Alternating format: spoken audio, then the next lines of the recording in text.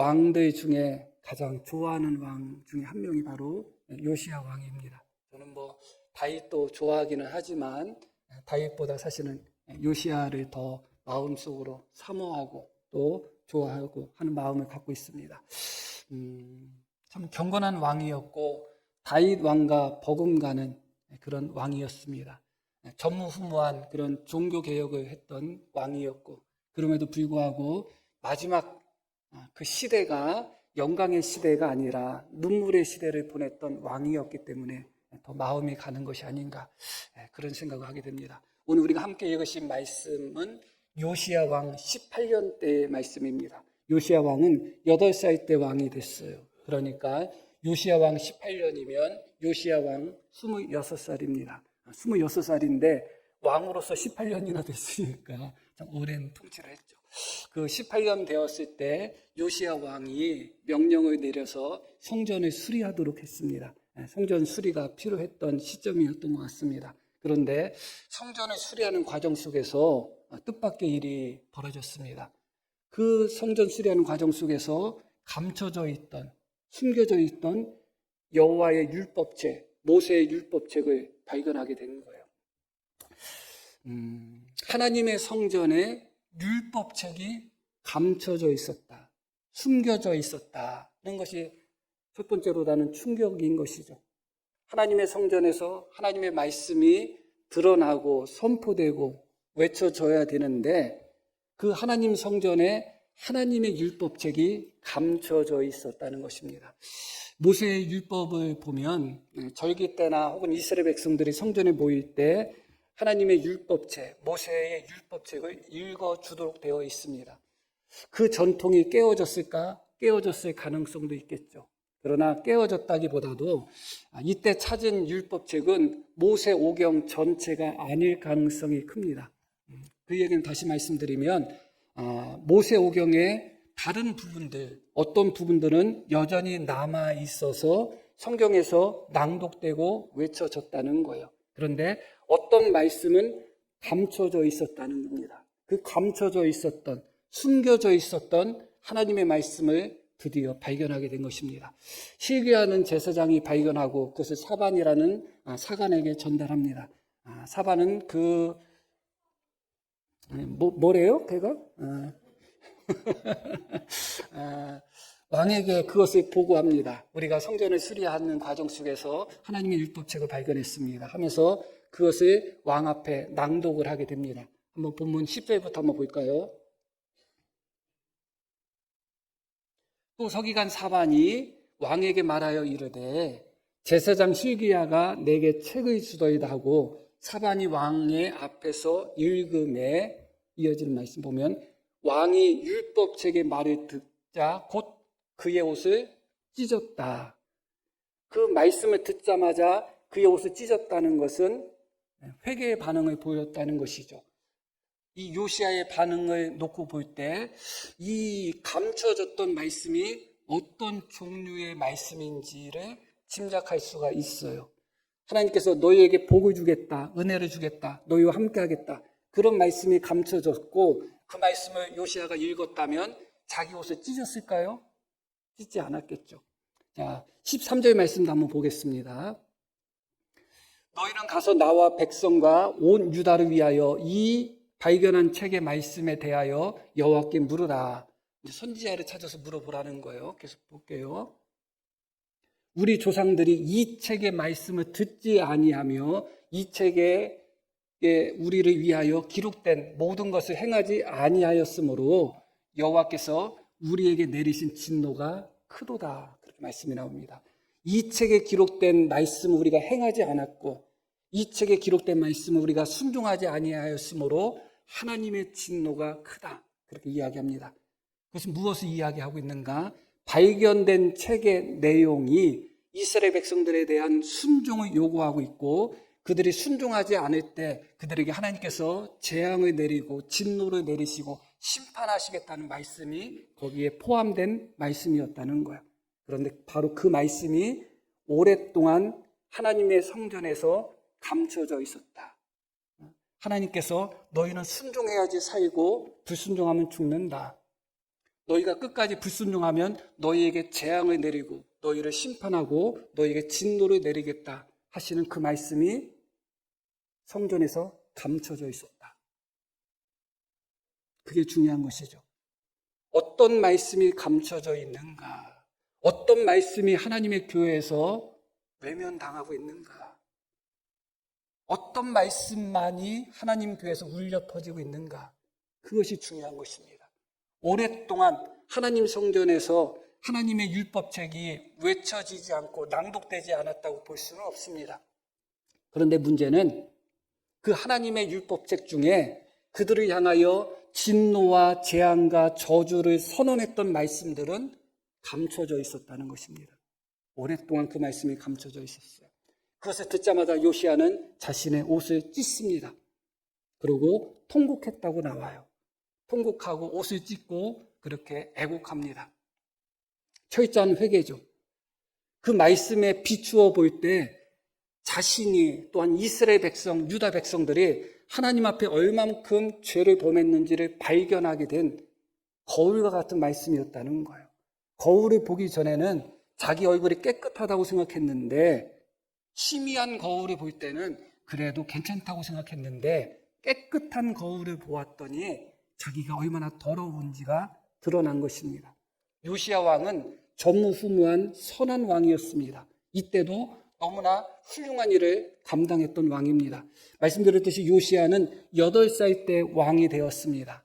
그리고 16살 될 때 8년 후죠. 그때 하나님의 이름을 부르고 하나님을 찾았다고 합니다. 그리고 20살이 될 때 요시야는 종교개혁을 합니다. 그것이 어디에 나오는가? 역대하 34장에 나옵니다. 볼게요. 아직도 어렸을 때 왕위에 있은 지 8년에, 그러면 8살에 왕이 됐으니까 8년이면 몇 살이에요? 16살. 그래서 성경은 아직도 어렸을 때다 표현합니다. 그의 조상 다윗의 하나님을 비로소 찾았다. 그러니까 요시야가 8살 때 왕이 된 후에 하나님을 찾기 시작했을 때가 언젠가? 바로 8년 후 16살 때 하나님을 찾기 시작했다. 그전에는 하나님을 찾지 않고 악한 왕이었다가 회개했다는 의미가 아니에요. 그 아버지가 누구냐면 아몬으로서 아주 악한 왕이고 할아버지는 므낫세로서 더 악한 왕이에요. 그들 통치 속에서 그들의 통치가 마무리되고 요시야가 왕이 되었기 때문에 그때는 하나님을 섬기는 분위기가 아니었어요. 그래서 선한 왕이었음에도 불구하고 요시야는 하나님을 바로 찾지는 못했습니다. 그러나 8년 후 16살 때 하나님을 찾기 시작했다. 계속 볼게요. 제 12년이면 요시야 나이 20살 때입니다. 오늘 그 말씀을 발견한 때는 언제예요? 왜 16살이야? 26살 때. 요시야 왕 18년 때. 자, 다시 정리할게요. 8살에 왕이 되고 16살에 비로소 하나님을 찾기 시작하고 20살에 종교개혁을 시작했다. 이게 바로 그 내용이에요. 제 12년 요시야 왕이 통치한 지 12년 요시야 왕 나이 20살 때 유다와 예루살렘을 비로소 정결하게 하여 그 산당들과 아세라 묵상들과 아로 새긴 우상들과 부어 만든 우상들을 다 제거했다. 몇 살 때요? 20살 때 그렇게 했다는 것입니다. 그 주변에 있는 모든 우상들을 다 제거하고 심지어 말씀을 계속 읽어보다 보면 말씀을 읽지는 않겠습니다. 유다뿐만 아니라 요시야 왕은 유다 왕이거든요. 유다뿐만 아니라 북쪽 이스라엘까지 가가지고 모든 우상들을 다 파괴하고 그런 종교개혁을 했어요. 대단한 왕이죠. 몇 살 때요? 20살 때. 그리고 오늘 읽으신 말씀이 몇 살 때라고요? 26살 때예요. 요시야가 자기 옷을 찢을 만큼 애통하고 통곡할 만큼 선지자에게 보내서 우리가 망하겠느냐 망하지 않겠느냐 하나님이 저주를 돌이키겠느냐고 물어볼 정도로 요시야가 하나님을 떠난 상태가 아니라 16살에 하나님을 찾고 20살 때부터 자신이 다스리는 유다 나라뿐만 아니라 북쪽 이스라엘까지 가가지고 종교 개혁을 하며 모든 우상들을 때려 부쉈던 왕이에요. 그러면 발견된 율법책을 읽고서 통곡하거나 애곡하거나 옷을 찢거나 회개할 필요가 있을까요, 없을까요? 언뜻 생각하면 없겠죠. 그런데 요시야 왕은 발견된 율법책을 보고 애곡하고 통곡하고 옷을 찢었습니다. 왜 그랬을까요? 우리가 볼 때는 너무나 훌륭한 왕이고 너무나 훌륭하게 종교개혁을 했기 때문에 부족함이 없어 보입니다. 그러나 요시야는 그 말씀에 비춰보았을 때 자신의 의가 얼마나 가치 없었는지, 자신의 종교개혁이 얼마나 잘못됐는지를 깨닫게 된 것입니다. 그게 중요해요. 왜 중요한가? 요시야 왕이 이 율법책을 발견한 후에 또다시 종교개혁을 하는 장면이 역대 열왕기하 23장에 나옵니다. 자, 한번 4절 말씀 볼게요. 자, 이 말씀이 언제라고요?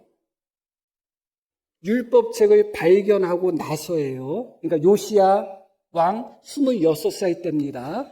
왕이 대제사장 실기야와 모든 부제사장들과 문을 지킨 자들에게 명령하여 바알과 함께 읽을까요?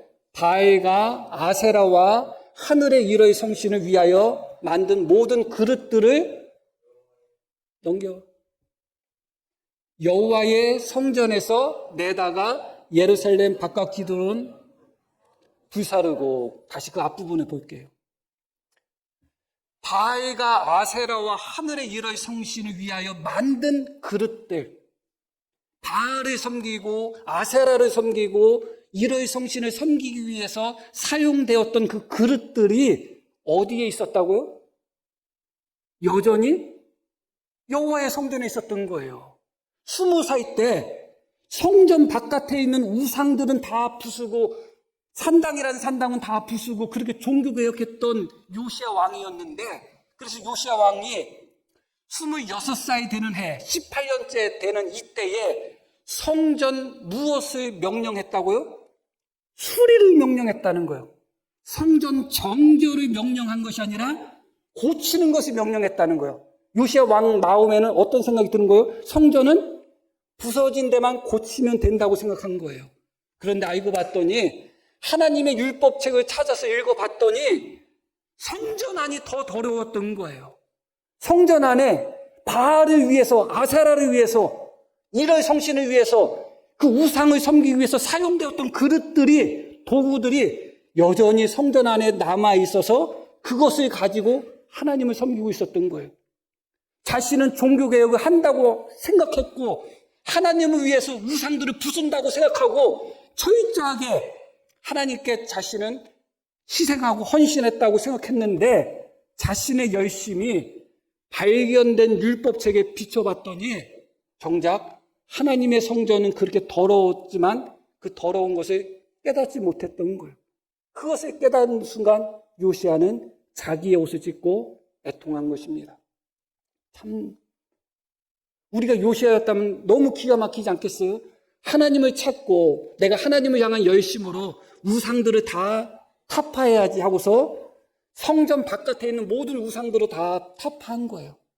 그리고 요시야 마음속에는 이제 성전이 무너졌으니까 무너진 데만 수리하면 되겠지 했는데, 알고 봤더니 성전은 수리의 대상이 아니라 정결의 대상이었다. 그러나 요시야는 그것을 몰랐던 거예요. 우리가 말씀을 발견하지 못하면 더러운 것, 다른 것은 발견해도 틀린 것을 발견하지는 못해요. 말이 좀 이상할 수 있죠. 하나님 성전에는 사용되는 기구들, 도구들이 있습니다. 그리고 그 성전의 기구들, 도구들이 어떻게 생겼는지, 어떤 모양인지 하나님 성경에 다 기록되어 있어요. 우리가 그것을 모르면 잘못된 기구, 바알을 섬기는 데 사용되는 기구가 성전에 있어도 그게 그건지를 모르는 거예요.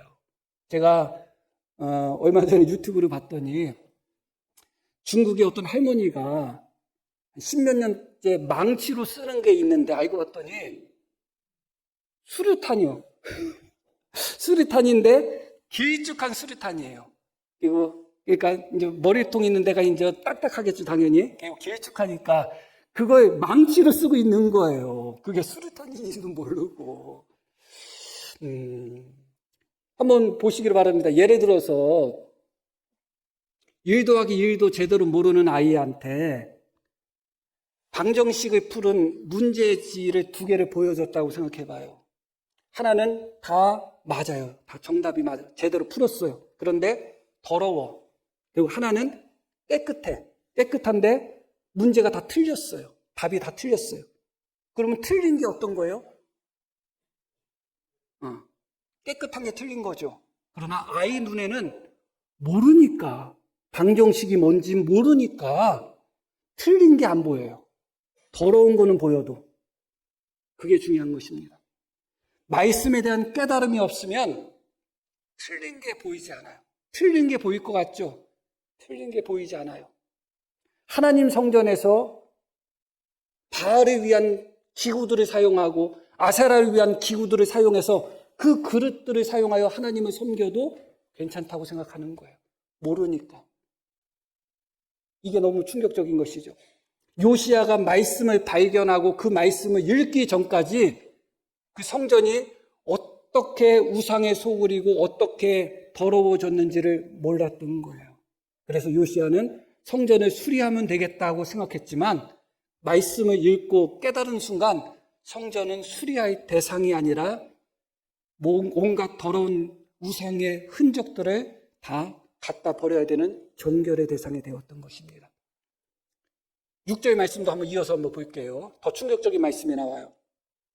또 여호와의 성전에서 함께 읽겠습니다. 아세라 상을 내다가 예루살렘 바깥 기드론 시내로 가져다가. 어디서요? 여호와의 성전에서. 아세라 우상은 막대기와 같은 우상이에요. 막대기와 같은. 요시야는 태어나면서부터 아버지의 우상 숭배를 보고 할아버지의 우상 숭배를 보았던 사람이 요시야예요. 성전이 당연히 그렇다고 생각한 거예요. 자기 어머니가 태어날 때부터 수류탄을 망치로 쓰니까 그 집 아이는 이게 망치인가 보다 생각하는 것처럼 그런 거예요. 성전에 막대기가 하나 있단 말이죠. 성전에 뭐 쓰이는 막대기인가 보다. 성전에 그릇이 있단 말이에요. 아세라를 섬기는 그릇이지만 하나님께 예배드릴 때 쓰는 그릇인가 보다. 요시야는 그것이 잘못된지 모르는 거예요. 그래서 심지어 봤더니 성전 안에 아세라 우상까지도 여전히 세워져 있었던 거예요. 얼마나 이때 요시야가 느꼈을 자괴감은 말할 것도 없을 것 같아요. 나는 하나님 앞에 충성하기 위해서 온갖 우상들을 다 부순다고 했는데, 그래서 유다뿐만 아니라 북쪽 이스라엘까지 가서 우상들을 다 부수고 그런 종교개혁을 했다고 생각했는데 정작 성전 안에 아세라 우상이 있는 거예요. 정작 지금까지 그것을 보지 못했던 거예요. 말씀을 발견하기 전까지는 그것을 보지 못했던 거예요. 이어지는 말씀 7절도 볼게요. 또 여호와의 성전 가운데, 함께 읽을게요. 남창의 집을 헐었다. 그냥 성전 옆에 한 부속 건물이 있었는데 그 건물이 어떤 건물이라고요? 남창집이 있었다는 거예요. 그래도 요시야는 원래 성전 옆에 있는가 보다 했나 봐요. 왜 목사가 가능하면 말씀을 또 밝히고 또 밝히려고 하는가? 이 말씀이 밝혀질 때 우리 성도님들이 우리의 중심을 볼 수 있고 우리 교회를 볼 수가 있기 때문에 그래요. 말씀이 빛나는 순간 나도 깨닫지 못했던 내 안에 있는 온갖 더러운 것들이 드러납니다. 말씀을 깨닫는 수준만큼 우리의 신앙은 정결해질 수밖에 없고 거룩해질 수밖에 없는 거예요. 요시야가 하나님의 말씀을 발견하기 전까지 열심에 있어서 부족하지 않았습니다. 하나님을 위해서 최선을 다했고 충성을 다했고 부족함이 없었던 사람이었습니다. 그럼에도 불구하고 그 말씀을 발견하고 발견한 말씀을 정직하게 읽어봤을 때 자신이 얼마나 그 말씀에 부족하게 신앙생활을 했는지, 자신이 종교개혁한다고 생각했지만 그 말씀이, 그 행위가 하나님의 기준에 얼마나 부족했는지를 깨닫게 되는 거예요. 우리 성도님들도 그런 경험이 충분히 있을 것입니다.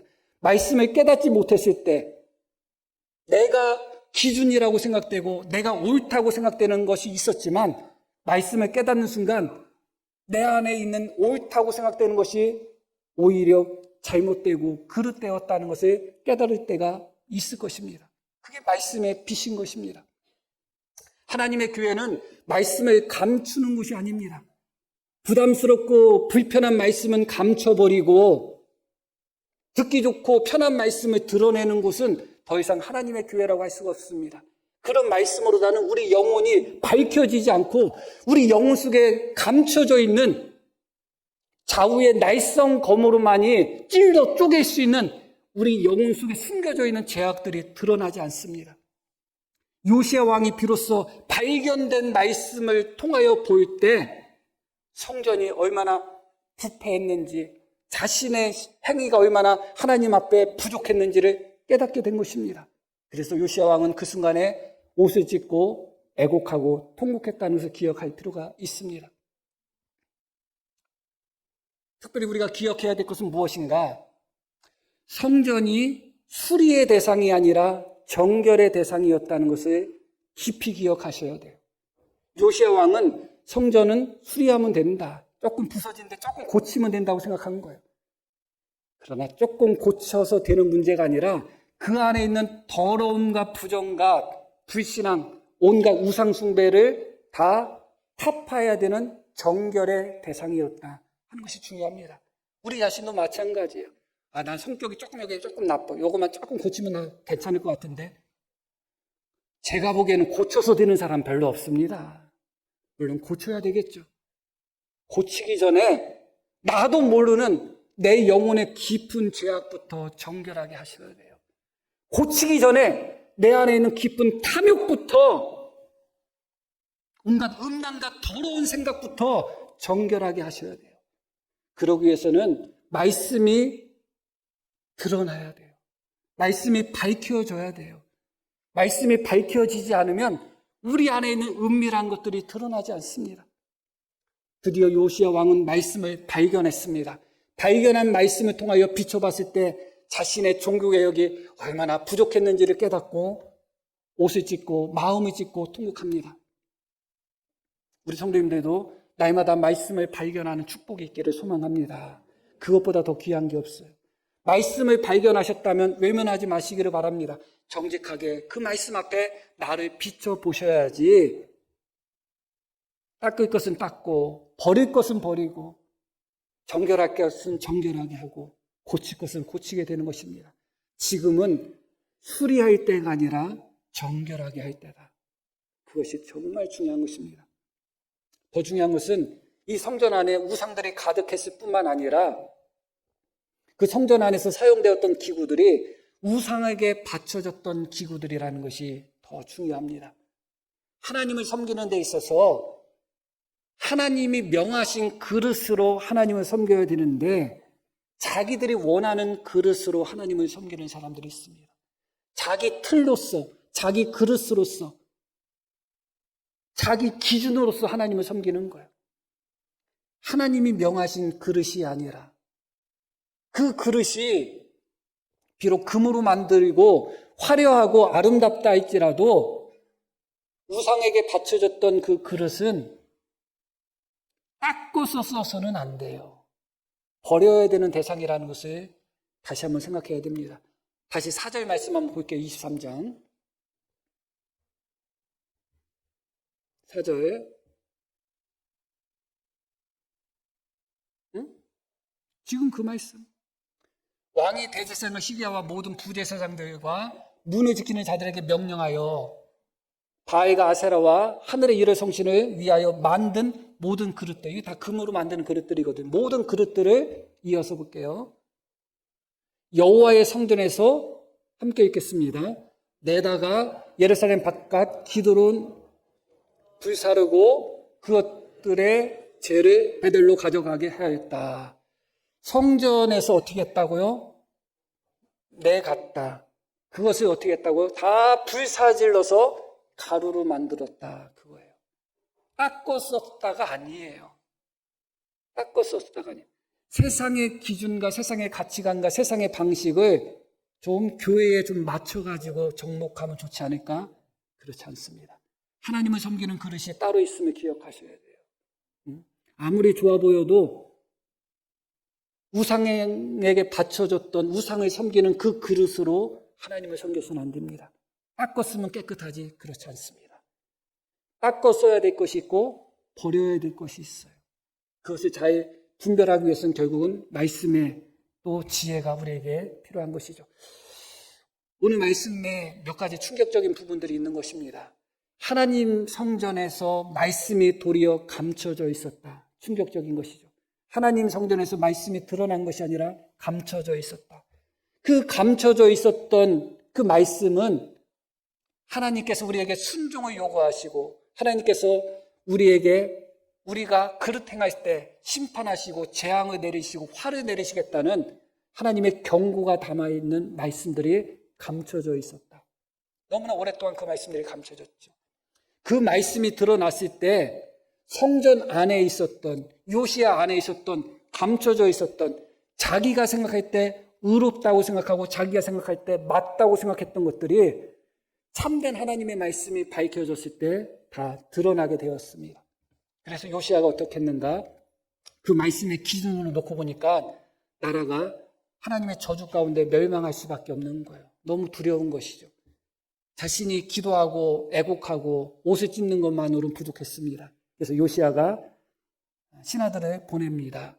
선지자를 찾아서 이 말씀대로 하나님의 저주가 우리에게 임할 것인지 아니면 하나님이 우리를 용서해 주실 것인지 물어봐라. 그래서 찾은 선지자가 누구냐면 훌다라는 선지자를 찾았습니다. 여선지자예요. 이것은 그냥 제가 예상하는 바인데 왜 하필 여선지자를 찾았을까? 이때 당시에는 어떤 선지자가 있었는가? 예레미야 선지자가 있었어요. 그런데 예레미야 선지자의 메시지도 너희가 멸망할 거라는 메시지를 선포하고 있었어요. 어떤 생각이 될까요? 우리가 한 병원에 가서 진단받았더니 죽을 병이라는 거예요. 그러면 그 병원에서 진단받은 거로 끝내는 분도 있지만 다른 병원 가서 또 진단받으려고 하죠. 다른 병원은 어디로 가야 되는가? 돌파리 병원으로 가야 됩니다. 그래야지 진단을 잘못해서 괜찮습니다 소리 듣죠. 농담이지만 아무래도 여선지자라는 것이 남선지자에 비해서 좀 부드럽게 느껴지잖아요.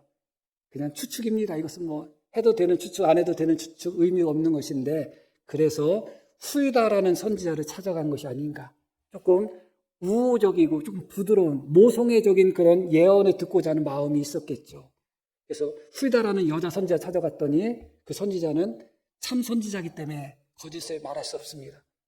돌이키지 않으실 것이다. 하나님이 너희에게 내리겠다고 하신 그 재앙, 저주 그대로 다 내리실 것이다. 안 돌이키실 거다. 너무나 충격적인 말씀을 합니다. 그러나 요시야가 이 말씀을 듣고 이 재앙을 알고서 옷을 찢고 통곡하고 내 앞에서 겸손하게 그렇게 기도하였으므로 내가 요시야의 기도는 들어주겠다. 그래서 요시야가 살아있는 동안에는 평안할 것이다. 그렇게 하나님이 훌다에게 말씀합니다. 그 재앙을 돌이키지는 않겠다는 겁니다. 그러나 그 재앙으로 말미암아 그 말씀을 듣고서 자기 옷을 찢고 마음을 찢고 애통하고 겸손하며 하나님께 기도했던 요시야, 바로 그 당대에는 평안해 주겠다는 것입니다. 그런 후에 23장 말씀이 이어집니다. 열왕기하 23장 1절부터 볼게요.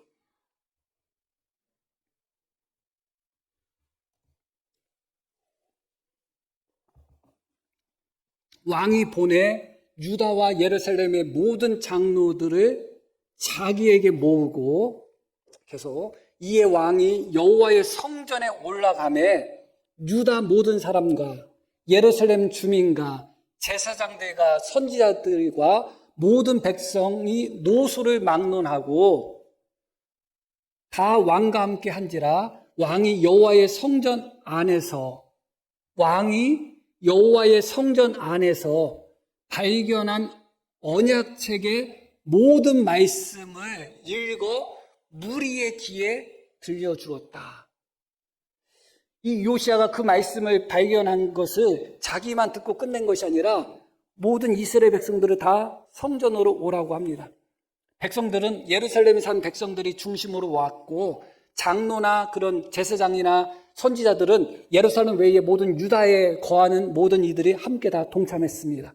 성전 안에서 요시야 왕이 어떻게 했다고요? 그 발견한 율법책, 언약책을 모든 백성들 귀에 들려주었다. 그렇게 말씀이 나옵니다. 그리고 계속 볼게요. 왕이 단위에 서서 여호와 앞에서 언약들을 세우되, 함께 읽겠습니다. 마음을 다하고 뜻을 다하여 여호와께 순종하고, 계속 그의 계명과 법도와 율례를 지켜 이 책에 기록된 이 언약의 말씀을 이루게 하리라 하며 백성이 다 그 언약을 따르기로 하니라. 백성들에게 발견된 율법책을 읽어주었습니다. 근데 이때 대상들이 누구였는가? 제사장도 있었고 누구도 있었어요? 선지자도 있었어요. 그러나 선지자가 하나님 앞에 받은 계시로만은 부족했던 거예요. 명백한 기록된 말씀이 있어야 되는 거예요. 명백하게 기록된 그 율법의 말씀을 읽어주었고 그 율법의 말씀이 요구하는 대로 마음을 다하고 뜻을 다하고 모든 것을 다해서 그 율법을 지키겠다고 하나님 앞에 언약을 다시 세운 것입니다. 그리고 이스라엘 백성들은 그 언약을 지키는 삶을 살았고 요시야 왕도 죽는 순간까지 끝까지 그 언약을 지켰습니다. 그래서 성경은 요시야 왕을 어떻게 평가하고 있는가? 25절 보겠습니다. 23장 25절.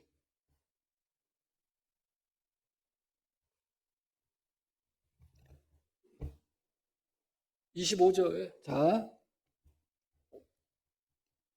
요시야와 같이 마음을 다하며 뜻을 다하여 힘을 다하여 모세의 모든 율법을 따라 여호와께 돌이킨 왕은 요시야 전에도 없었고 후에도 그와 같은 자가 없었더라. 요시야처럼 마음을 다하고 뜻을 다하고 모든 것을 다해서 여호와께 돌이킨 사람은 요시야 전에도 없었고 후에도 없었다. 그렇게 말씀이 나와요. 이게 왜 중요한 말씀인가? 요시야는 이미 들었습니다. 무엇을 들었는가? 하나님께서 뜻을 돌이키지 않겠다는 말씀을 들었어요. 그리고 너의 당대에는 평안을 주시겠다는 말씀도 들었어요. 그럼에도 불구하고 요시야는 이전보다 더욱 가열차게 종교개혁을 했을 뿐만 아니라 백성들을 모아서 그들과 언약의 율법을 가지고 그들과 언약을 맺고 백성들과 함께 하나님의 말씀을 마음을 다하고 뜻을 다해서 지키기로 결심하고 그렇게 살았습니다. 하나님은 이미 정해졌고 뜻을 돌이키지 않는다고 했음에도 불구하고 말씀 앞에서 요시야는 이전보다 더욱 충성되고 더욱 진실되고 더욱 열심 내는 그런 모습을 보였습니다. 그래서 성경은 요시야 왕을 어떻게 표현해요? 요시야 왕 전에도 없었고 후에도 그와 같은 자가 없었다고 표현합니다. 그런데 이어지는 말씀이 우리를 슬프게 합니다. 그러나 여호와께서 유다를 향하여 내리신 그 크게 타오르는 진노를 돌이키지는 아니하셨다. 그러나 돌이키지는 아니하셨다. 이어지는 부분. 왜냐하면 므낫세가 여호와를 경노하게 한 그 모든 경노 때문이다. 요시야 왕의 전무후무한 종교개혁이 있었음에도 불구하고 그 할아버지 므낫세가 망쳐놓은 그로 말미암아 유다가 무너져 있는 그 부분을 하나님이 다시 회복시키기에는 이미 너무 늦었다고 이야기합니다. 병원에 가서 가장 두려워하는 말, 듣기 싫어하는 말, 어떤 말일까요? 너무 늦었습니다. 아이고, 왜 지금 오셨어요? 그 말보다 더 두려운 게 어디 있겠어요? 가장 두려운 말입니다. 조기 진단 왜 그 얘기 왜 나와요? 참고로 저는 10년 넘도록 건강검진 안 받았습니다. 여하튼 참고하시라는 것은 아니고 괜한 말했네요.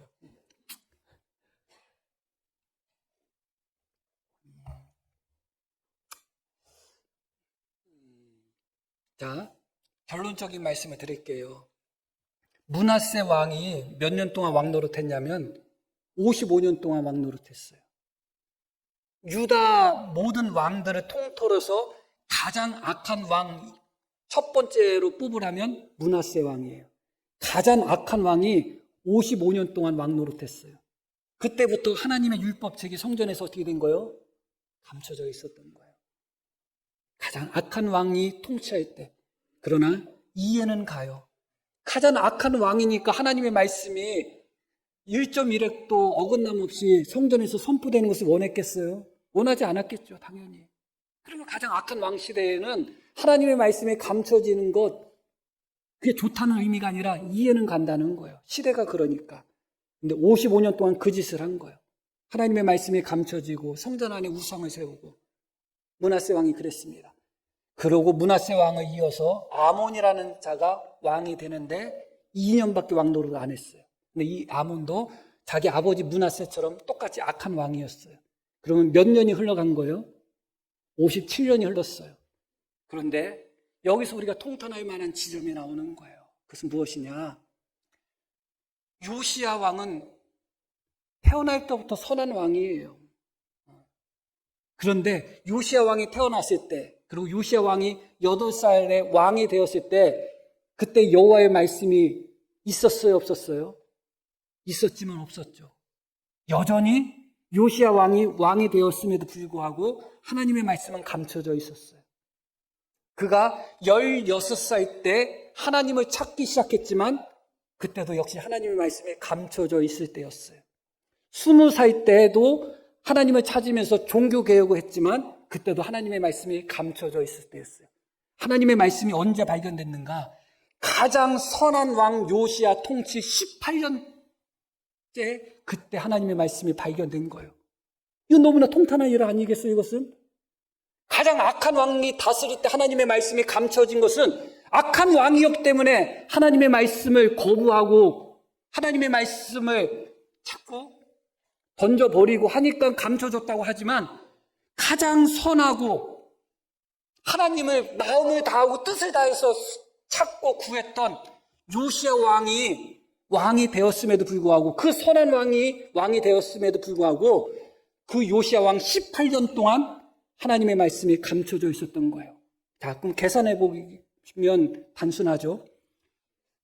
75년 동안 말씀이 감춰진 거예요. 그리고 그 말씀을 발견하고 나서 요시야 왕은 13년 동안 통치했습니다. 31년을 통치하는 동안 18년 동안은 말씀이 발견되지 않았던 기간을 통치하고 있었던 거예요.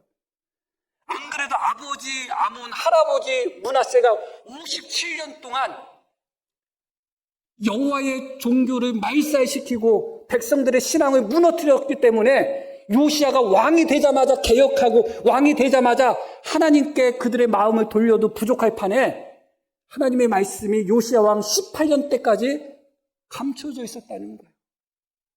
그러고 나서 말씀을 찾고 나서 13년 동안 요시야 왕이 개혁을 하고 말씀대로 이스라엘 백성들을 하나님 뜻에 복종시키도록 언약을 세웠지만 하나님의 말씀은 너무나 무섭게 선포되었습니다.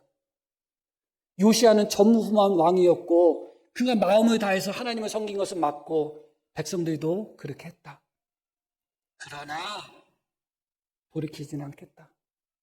므낫세로 말미암아 경노한 그 경노, 그 진노, 그 재앙은 돌이키지 않겠다 말씀하고 있는 것입니다.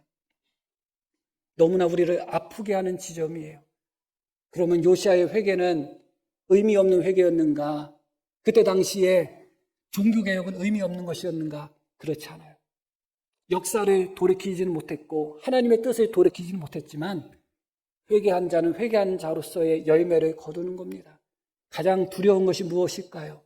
가장 두려운 것은 너무 늦으면 회개는 가능하지만 회복이 불가능할 때가 있어요. 너무 늦으면 그래요. 늦었다고 해서 회개 못할 것은 없습니다. 늦어도 회개는 가능합니다. 그러나 돌이키기에는 너무 늦을 때가 있는 것입니다. 요시야 왕의 이 말씀이 주는 교훈이 바로 그 교훈인 것입니다. 요시야 왕이 왕노로 타자마자만이라도 여호와의 율법책이 발견되었다면 요시야 왕은 8살 때부터 하나님을 찾았겠죠.